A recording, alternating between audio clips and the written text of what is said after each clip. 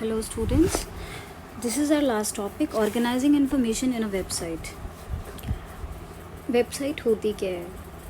जैसे कि when you open a school website, एक स्कूल की वेबसाइट है, जब आपने उसे ओपन किया तो you will be having information related to the school, only related to the school, when it was started, who all are the staff members, what is the contact information. So all these related information makes a website. तो इसके लिए हमें कुछ चीज़ें plan करनी पड़ती हैं before making a website. जैसे कि हमें पता होना चाहिए कौन इस वेबसाइट को विज़िट करेगा, who all will be the audience, and what is the purpose of making this website. हम क्यों बना रहे हैं इस वेबसाइट को, क्या थीम रहेगी इस वेबसाइट की, ये सब चीज़ें हमें पहले प्लान करनी पड़ती हैं. तो इस वेबसाइट से रिलेटेड, क्योंकि हमारा टॉपिक ही HTML है जो एक वेबसाइट बनाता है, तो इस टॉपिक में हम ये पढ़ने वाले हैं कि क्या रीज़न्स हैं कि हम क्यों, what is the purpose of making a website, और ये सब चीज़ें वेबसाइट से रिलेटेड हम इसमें पढ़ेंगे. First is every website is built for a purpose. एक वेबसाइट, कोई हर वेबसाइट का एक पर्पज़ होता है, उसकी एक थीम होती है. It's important that the information given be accurate. जो भी इंफॉर्मेशन आप एक पर्टिकुलर वेबसाइट पे देते हो, वेबसाइट के किसी भी पर्टिकुलर पेज पे देते हो, वो हमेशा एक्यूरेट होनी चाहिए. The design of the page attractive, क्योंकि जब तक कोई चीज़ अट्रैक्टिव नहीं होती हम उसको ओपन करके देखते नहीं हैं. तो इट हैज़ टू, या उसको हम रीड नहीं करते हैं, देखने के बाद भी हम कई बार कुछ चीज़ें छोड़ देते हैं क्योंकि वो अट्रैक्टिव नहीं होती हैं. तो हमें सबसे पहले इन सब चीज़ों पे फोकस करना चाहिए कि हम अपने पेज को किस तरह अट्रैक्टिव बनाएं. लैंग्वेज फ्लॉलेस होनी चाहिए और इजी टू अंडरस्टैंड होनी चाहिए. फ्लो होना चाहिए उस लैंग्वेज में. सो हेयर एग्जाम्पल के तौर पे इन्होंने दिखाया है इंडियन टूरिस्ट स्पॉट्स का. कहाँ कहाँ टूरिस्ट जाना पसंद करते हैं, या इंडिया में कौन कौन से टूरिस्ट प्लेसेस हैं, तो उसके बारे में एक website let's suppose we are making. Know your first क्या होना चाहिए, हमें पता होना चाहिए कि हमारा पर्पज़ क्या है, हम क्यों बना रहे हैं इंडियन टूरिस्ट स्पॉट्स की एक वेबसाइट. ऑब्वियसली क्योंकि हम, या तो हमारी नॉलेज कम है, या फिर हम तभी उस वेबसाइट पे जाएंगे, या तो हमारी नॉलेज बहुत कम है, या हम कहीं घूमने गए हैं और हमें और जानना है. तो और टारगेट कौन करेगा उसको, जो घूम रहा है, जो इंसान घूमने जाता है वो हमेशा इन सब वेबसाइट्स को टारगेट करते हैं. एक नॉर्मल पर्सन जो कभी ट्रैवल ही नहीं करता, वो क्यों इन वेबसाइट्स पे जाएगा, just to enhance their knowledge, that's it. But जो ट्रैवल करते हैं रेगुलरली, वो इन वेबसाइट्स पे विज़िट करेंगे, और हो सकता है उन प्लेसेस पे भी विज़िट करेंगे आफ्टर सीइंग योर वेबसाइट. ठीक है. So first of all planning is important. सबसे पहले हमें प्लान करना चाहिए कि हम इस वेबसाइट में क्या क्या देने वाले हैं. Think about who your readers are. कौन इस वेबसाइट को पढ़ने वाला है, why they are visiting your site, क्यों विज़िट करेंगे आपकी साइट को, and what they already know about your subject. अगर हमें किसी चीज़ की नॉलेज ऑलरेडी होती है तो डेफिनेटली हम और जगह उस इंफॉर्मेशन को नहीं ढूंढते. तो जब उनको ऑलरेडी नॉलेज होगी तो वो इस वेबसाइट पे नहीं आएंगे. तो हमें कुछ ऐसा कंटेंट हम अपनी वेबसाइट में ज़रूर रखना चाहिए कि उसकी इन्फॉर्मेशन कम से कम लोगों के पास हो और अट्रैक्टिव वे हो, so that they will visit your website. Fill in who, what, why concept map for the website on Indian tourist spots. अब इंडियन टूरिस्ट स्पॉट्स का किसको टारगेट करना चाहते हैं. अगर हमने ये वेबसाइट बनाई इंडियन टूरिस्ट स्पॉट्स, तो हम किसको टारगेट करें, टूरिस्ट्स को और ट्रैवलर्स को. ये आपको अपनी नोटबुक में करना है. टूरिस्ट और ट्रैवलर्स. टूरिस्ट होते हैं जो बाहर से आते हैं, अपने दूसरे देश से आके अपने देश में विज़िट करेंगे, तो उनको हम टूरिस्ट बोलेंगे. फिर आता है second, why, what is the purpose, why, क्यों हम ये वेबसाइट बना रहे हैं, what is the use of making this website. To promote and facilitate increase travel to and with in India. India में प्रमोट करने के लिए, इंडिया की टूरिस्ट प्लेसेस को हम प्रमोट कर रहे हैं.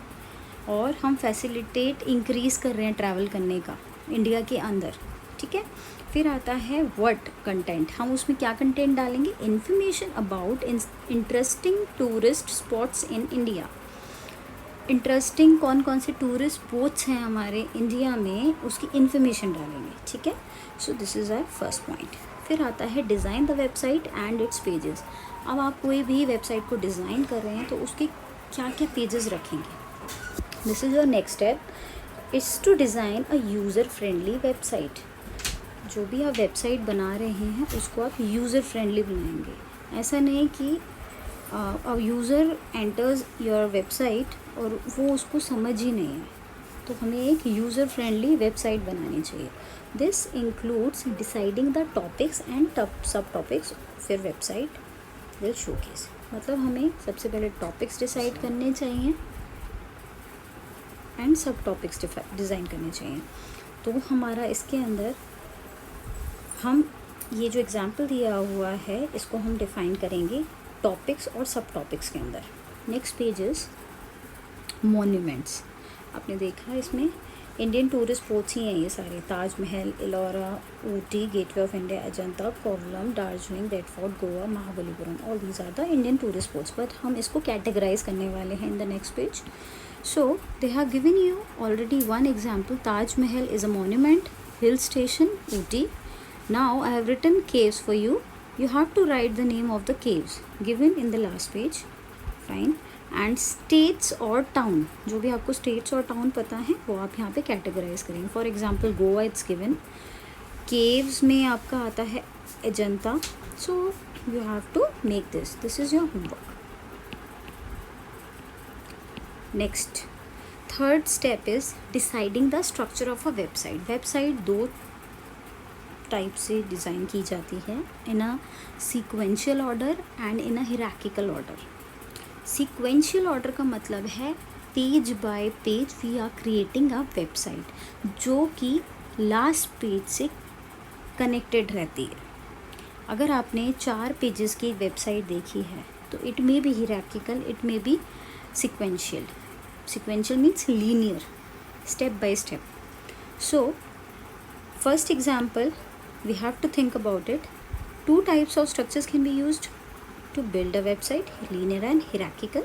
Linear means you can placed in a simple sequential manner. हमें जो समझ आया हमने फर्स्ट पेज पे डाला, that is your home page. किसी भी वेबसाइट के फर्स्ट पेज को क्या कहते हैं, होम पेज और स्टार्ट पेज, ठीक है। तो हमें उसे सिक्वेंशियल मैनर में हमने कुछ दिया होम पेज पे, फिर हो सकता है सेकेंड पेज में उसी से रिलेटेड आगे का कंटेंट हमने सेकंड पेज पे किया, फिर उसी से रिलेटेड थर्ड पेज पे हमने कंटेंट डाला कंटिन्यूएशन मैनर में। सो दिस इज़ लीनियर और सीक्वेंशियल स्ट्रक्चर, ठीक है। ये example I have given you. You have to create a linear structure for the website Indian tourist spots, जो अभी हम last topic last sub part में भी देखे हैं। ये वाली चीज़ का ही आपको इंडियन टूरिस्ट स्पॉट्स से रिलेटेड सीक्वेंशियल लीनियर स्ट्रक्चर आपको शो करना है। ये मैंने एग्जांपल दिया है आपको, जो वो सिर्फ समझने के लिए है। होम पेज एक होम पेज है, फिर आपने लेसन 1 डिफ़ाइन किया, हो सकता है आपका ये 3 पेजेस तक चला हो, फिर 3 पेजेस कंप्लीट होने के बाद लेसन 2 मे बी 2 पेजेस का हो, then comes the lesson number 3। तो ये क्या कहलाएगा आपका step by step linear structure, okay. So you have to create for Indian tourist spots. कैसे हम इसको लीनियर स्ट्रक्चर के फॉर्म में बना सकते हैं। So the first page of the website is, this is your another homework. First page of a website is called home page और start page, okay. Then comes hierarchical structure. Hierarchical structure होता है जिसमें आप sequence नहीं दे रहे हैं, जैसे कि होम पेज पे आपने सारे इंडियन टूरिस्ट स्पॉट्स डाले हैं और उसके बाद आप उन्हें 1 बाय 1 डिफ़ाइन कर रहे हैं, ठीक है। पेज 1 पे आपने इंडियन टूरिस्ट स्पॉट्स डाले सारे, दिल्ली, आगरा, मैसूर, चेन्नई, ऑल दीज। उसके बाद आपने क्या किया, जब दिल्ली के लिंक पे कोई भी पर्सन क्लिक करता है, यूज़र क्लिक करता है, तो आप एक दूसरे पेज पे चले जाते हैं, the page number can be page 2, page 3, page 4, any number. फिर अगर वो आगरा के लिंक पे क्लिक करता है तो वो हो सकता है पेज नंबर 8 पे जा रहा हो, ताजमहल का जो भी इंफॉर्मेशन आपने दिया है। मैसूर पे क्लिक किया तो हो सकता है मैसूर पैलेस के बारे में जो भी इंफॉर्मेशन है वो किसी और पेज पे है, मे बी पेज नंबर 2। ठीक है, तो ये कहते हैं, इसको कहते हैं हम hierarchical। Here the web pages are designed such that all pages in the website can be accessed from the home page। एक ही पेज से, फर्स्ट पेज से, जो पेज 1 है उससे आप सारी वेब पेजेस पे जा सकते हैं। ठीक है, नेक्स्ट पेज पे आपको इसको कंप्लीट करना है। 1 example I have written, create a hierarchical structure for website Indian tourist spots, वही चल रहा है। होम उन्होंने दिया था हमें, जिसमें हमें ये स्टेट्स डालनी है जिसको हम विज़िट करना चाहते हैं, टूरिस्ट प्लेस जो है हमारी। जैसे दिल्ली में हमारा क्या है, रेड फोर्ट, और भी ऑप्शंस हो सकते हैं, you have to write that. Chennai में हमारा मरीन बीच है, मरीना बीच, एंड और भी ऑप्शंस हैं वो आपको राइट करने हैं।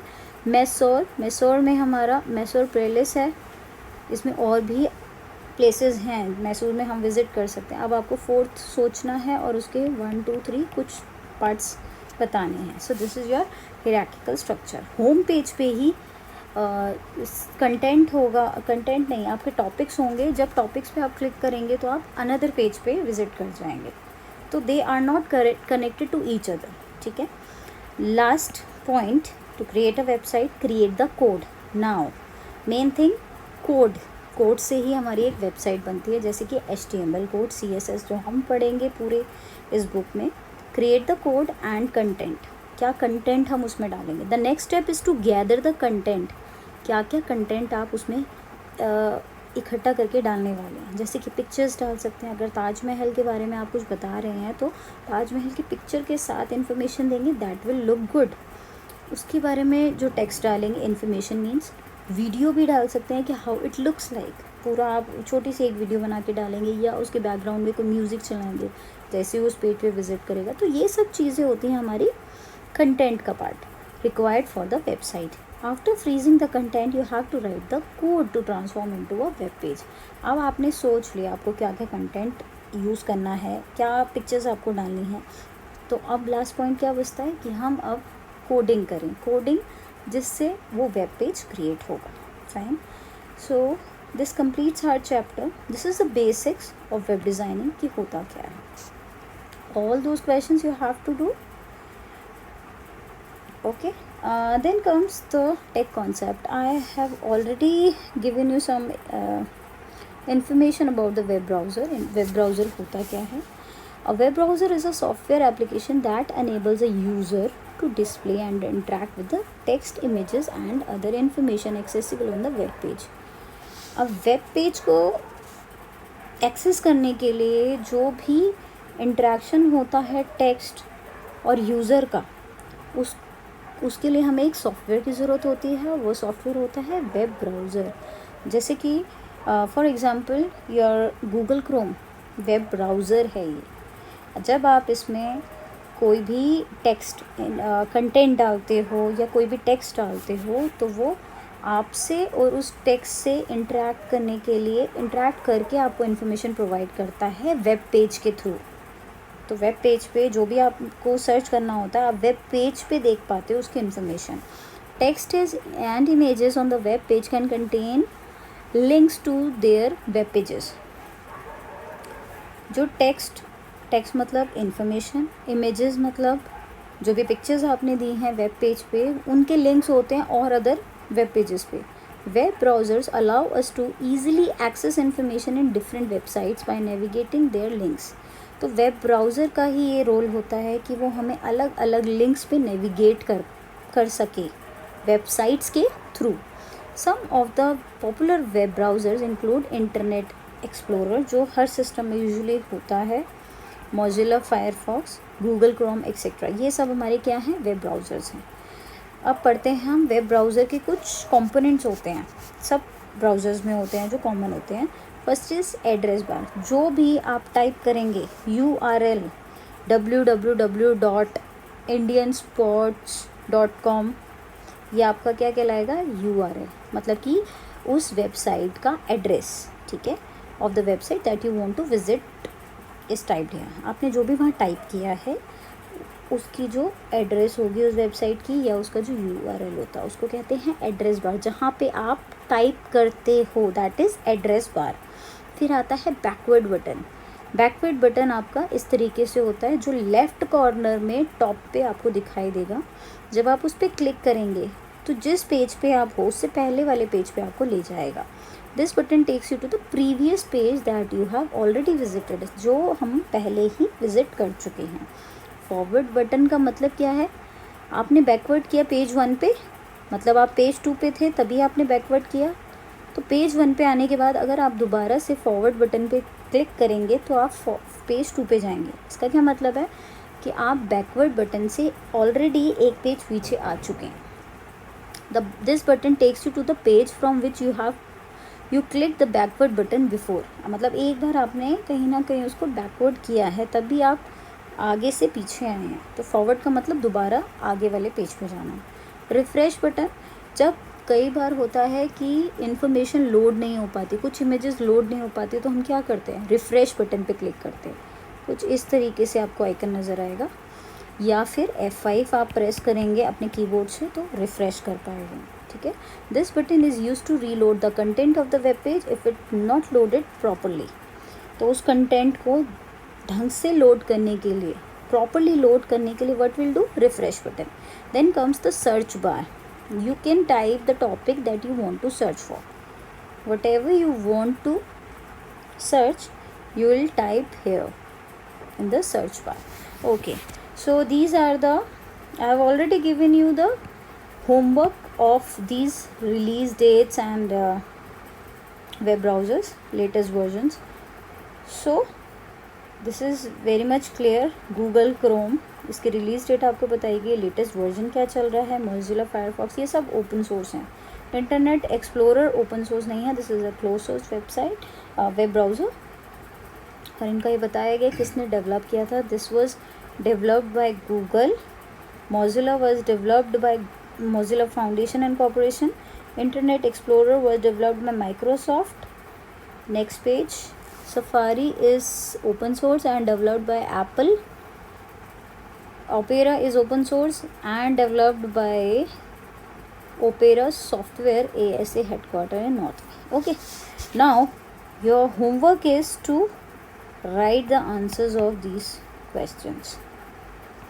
We are all related to the internet. Find out who we are. One, I am giving you the answer.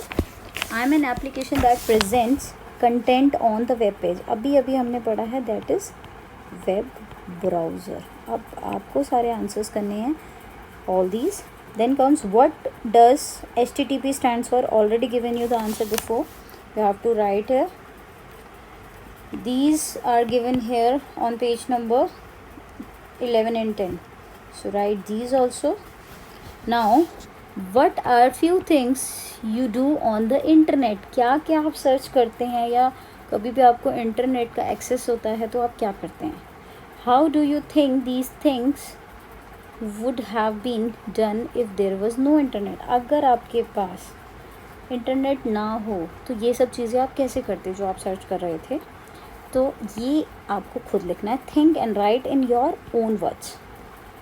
Okay, this is all done. If you have any issue, any doubt, you just message me on WhatsApp. Thank you so much.